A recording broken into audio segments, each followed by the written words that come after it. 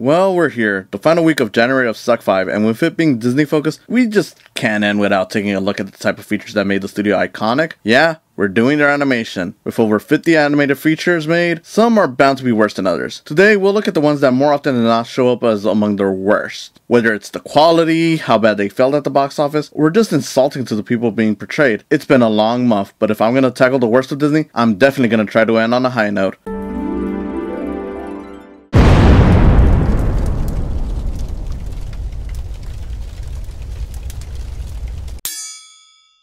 Perhaps the least seen of the films I'll be talking about today, as well as among the least seen Disney animated features, The Black Cauldron is an interesting case for Disney. It was made around a time where Disney wasn't exactly a powerful force, so it was envisioned as a bold risk to change things up. The story would be darker, the material edgier. It was meant to be a more adult feature, but when then new head of the studio, Jeffrey Katzenberg, saw what was being made, he quickly decided to cut several clips from the film, resulting in the film losing a lot of the edge that was originally conceived. The film eventually hit and flopped badly for the studio, losing even to the Care Bears of all things.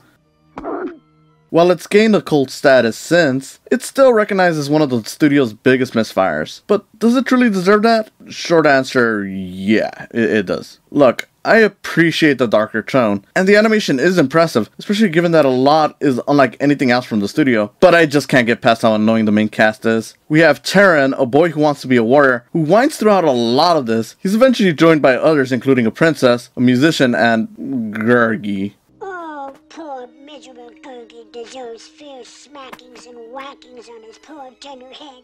Ugh.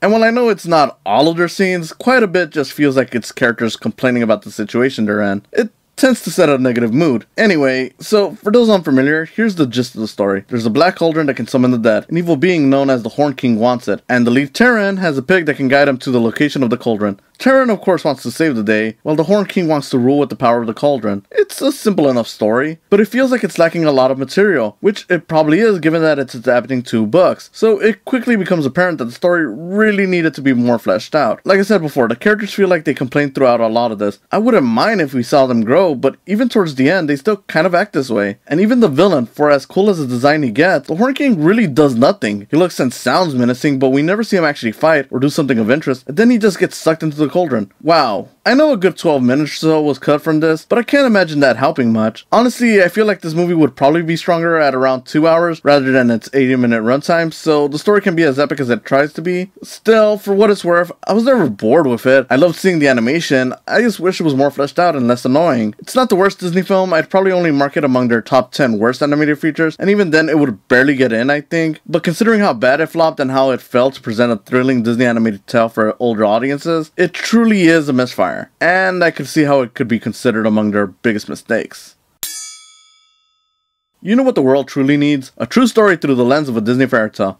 No, wait, what? Look, I get that some people will have positive memories of this one. It's got some nice songs and the animation is incredible, but I'm sorry. This movie loses a lot of points given the approach to the subject material. It's not just a bad movie, it's one that becomes offensive considering the events it's based on. Turning the story of Pocahontas into a romance between 2 people of different worlds, where bigotry and hate come from both sides, but mostly just a greedy ugly man, is just a dumb and insulting move. I'm not one to complain much about changes to stories or real life events. I get movies have to create a cinematic structure to work, but this is something ill-fitting for a studio that mostly told family-friendly fantasy tales. Up to that point, the disregard for the tragedy around Pocahontas' life, instead turning it into essentially an after-school special about how racism ended because both sides just needed an understanding, is definitely among the studio's biggest mistakes in their history. This wasn't just inaccurate to history, this was straight up insulting to people who still haven't been given proper apologies for the destruction of their land. At a certain point, even the cartoon tree and animal sidekicks feel more respectful, because hey, at least they're just there for the kids. They're not being used to cover up horrible events or to suggest that the Native Americans were somehow also wrong. And before anyone says anything, yes, even if this was just a fictional story, not based on any real people, it would still be awful. Sure, the songs are mostly good. Yes, even the both sides song.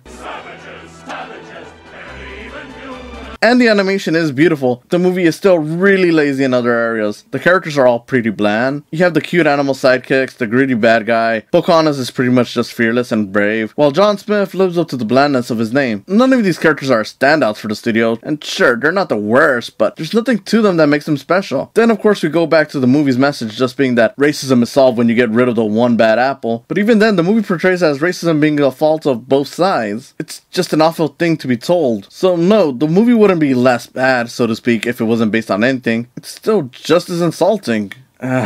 Alright, you know what? I'll touch more on the portrayal of the Native Americans soon, but just to be clear, this movie, despite all the racist material, despite all the stuff that doesn't work, is somehow still not the worst Disney animated feature. It's definitely within the top 5, but worst, I'm not sure who that title belongs to, but I probably won't cover it here, given how my track record with the last few videos have been that I enjoyed the last movie more than the first two, so by my luck, I didn't pick the worst animated movie. Nope, not at all, right?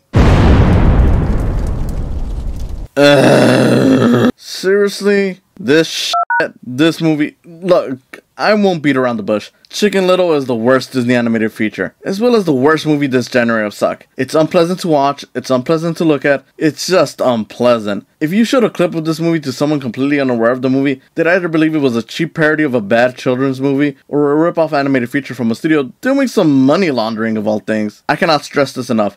Chicken Little is the worst animated feature from the Walt Disney Studios, and a strong contender for the worst animated feature from a big studio. The movie is based around the old tale about the chicken who believes the sky is falling, only in this version it's set in an anthropomorphic setting filled with pop culture from our world, which makes no sense, because if they're all animals, are the humans we see their equivalent of cartoons, or what? Eventually there's a chunk of the movie with baseball, but we move along and aliens are the cause of the falling sky. But they're not invading, they just want acorns, and this is so stupid. And it's not even funny. The movie tries throwing so many jokes at you, but they never land, and the more they don't land, the more you get frustrated because you just want the movie to stop and just be done with it. Of course, the jokes aren't the only thing that this movie is constantly throwing, because seriously, I must ask, why is there a chunk in this movie dedicated to baseball? Why was that plot just thrown at us? The baseball stuff adds nothing to the story, other than to create a minor conflict of Chicken Little not wanting to disappoint his dad again. But why add it? My only guess is that it was all just for the animators to test some physics for the animation, and they kept it just so the movie could be slightly longer, which would make sense. The movie is such a random jumble of ideas, and considering it was the first fully CG animated feature from Disney, and it was rushed out to show that they didn't need Pixar for success, it would not surprise me that this was a feature-length animated demo for the company. And while we're talking about the animation, with the exception of a few character models like Chicken Little, most of these characters look unappealing. In fact, some animals like the dogs all look the same, resulting in a movie that looks lazy on top of the ugly animation. And the characters' personalities also don't help. Everyone is either needlessly mean, annoying pop culture generators, or both.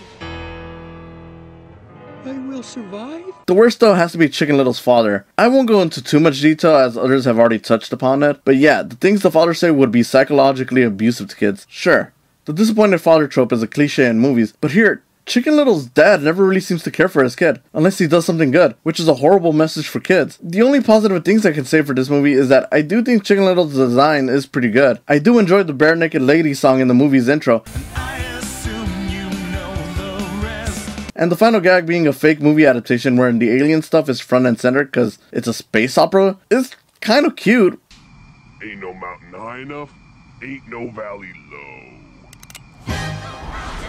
But beyond that, this is a miserable, unlikable movie to witness. Disney wasn't just desperate for a new angle, they were just desperate, making a movie that felt like a knockoff to DreamWorks. I was annoyed the first time I saw it, but revisiting it for this month, it was still one of the most tiresome experiences I've ever had for a movie. I hated sitting through all the dumb jokes. I hated sitting through the mean-spirited writing. I hated sitting through the awful-looking animation. I hated sitting through it. It's without a doubt the worst animated feature from Disney. Violated Intergalactic Law 90210.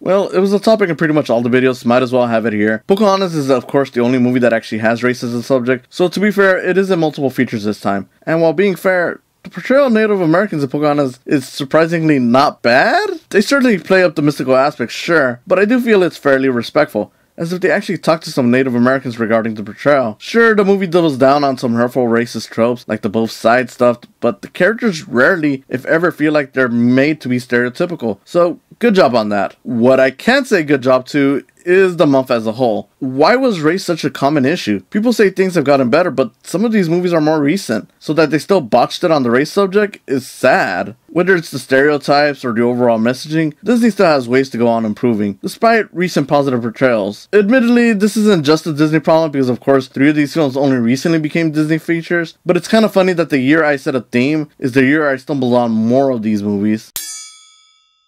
Before we finish, I did want to let you know why certain other features weren't included on this, as I'm sure many will argue that there are worse candidates, and while it's true that the first two films I tackled this week aren't the worst quality-wise, I did feel they were the biggest stumbles in other areas. Namely, these three movies were made to take bold new risks, showcase what they could do with a more mature film, or show how well they could tackle true stories that are kind of Oscar baity, or even show that they could survive in the modern animation scene. They failed badly and delivered one of the studio's biggest and most embarrassing financial losses. They delivered a movie that stepped up badly on race and ruined their quality streak in the 90s. And they delivered an awful film that proved they needed Pixar more than they thought. Sure, Dinosaur was dull. Sure, Treasure Planet flopped and can be blamed for 2D's demise. But in my eyes, these blunders just stand out more, because they either weakened the entire studio when they were already badly wounded, hurt an entire group of people and their history, or just made a mockery of the studio's name. Does it really matter? I could say plenty, but you already know what's coming. Black Cauldron and Pocahontas were both beautifully animated, but Black Cauldron had an interesting idea, while Pocahontas was built on a rotten revisionist history that has a bad take on race. Both were not good, but both had aspects that worked out okay. Chicken Little, on the other hand, is just awful. The perfect storm of everything that could go wrong going wrong for Disney. Sure, the other two are among the top 10 worst films from the studio, but Chicken Little is undeniably the worst from Disney Animation and the worst of this January of Suck. Well, that was January of Suck 5. I enjoyed the experience of focusing on a theme this year. I like that I explored films a bit more, and while sure it wasn't a daily thing like previous years, I think this is a model I can work off of for the future. It just felt more energized for me. I can't guarantee this will stay, especially with the same amount of films, but for what it's worth, I was almost ready to end this, so now that I found a different angle, I hope I keep finding new ways to do this for my benefit and yours. And as a huge Disney fan, I hope Disney knows and understands that I only tackled their weaker films out of love and not hate. So hey, here's hoping I someday revisit Disney for another January of Suck, though maybe not next year's. Thanks for watching, and I hope you see my upcoming videos as I come back from hiatus.